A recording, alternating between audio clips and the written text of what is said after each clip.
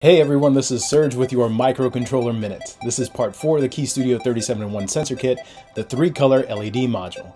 I'll use the Fritzing software to show you how to connect everything, so here's what you'll need.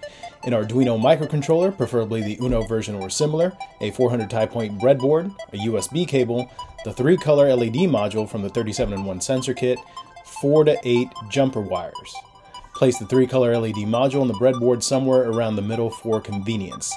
In order to use the code for this module, we'll need to make sure we're using PWM pins, which means pulse width modulation, and has the tilde or squiggly line symbol next to it. Now connect pin labeled R to digital pin 9, then connect the pin labeled G to digital pin 10, and finally connect the pin labeled B to digital pin 11. Connect the pin labeled minus to ground. Now here is what it looks like in the real world.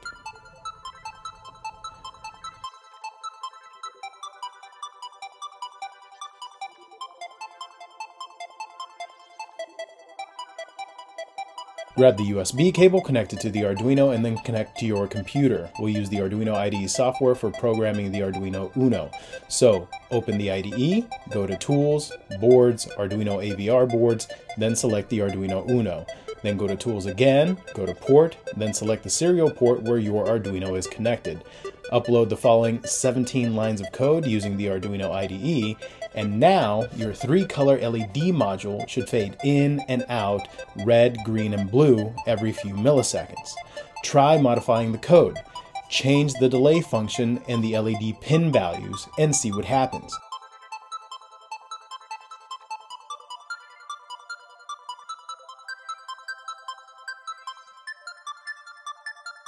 Once you get the hang of it, come back and join us for the next module.